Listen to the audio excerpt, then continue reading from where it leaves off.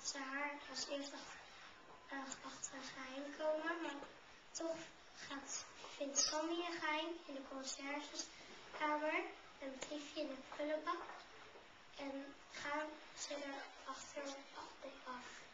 Ik ga weer een stukje voorlezen.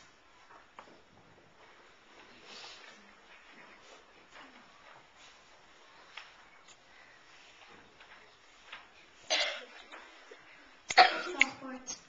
De rest van de pauze let Jorn goed op Manu. Wat voor wachtwoord zou ze hebben verzonnen? Als de bel gaat, loopt hij mopperend de school binnen. Waarom gaat het speelkwartier dus snel voorbij? Ik had het veel langer over de club. Stil, suffert. Wat doet Manon? Heeft hem een voor en ze. Niemand anders in de klas mag iets over onze club weten. Jorn slaat geschrokken zijn hand voor zijn mond. Manon heeft Poppe Osborne. De hoofdpersonen zijn Ben en Carolien.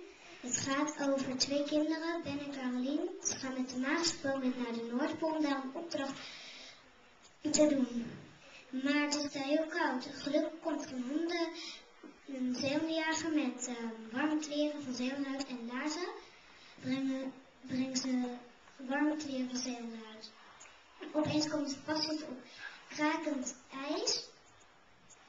En dan komt er opeens een enorme ijsbeermoeder. Ze deden snel de maskers op, want toen dacht de ijsbeermoeder dat er ook ijsberen waren. Maar toen deden ze het weer af.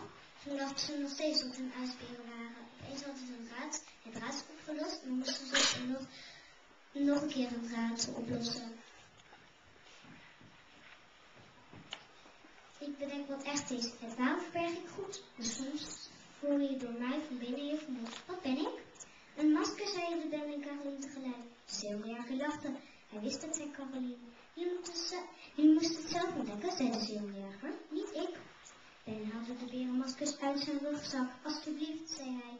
Heel erg bedankt. De jager nam de maskers aan. Nu kunnen we naar huis, zei Ben. Vind je het niet erg om ons terug naar de boot te brengen, zei Carolien.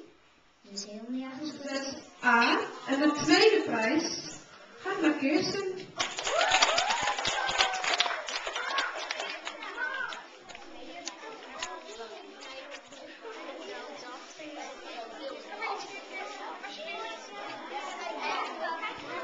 En de eerste prijs gaat naar Maxie.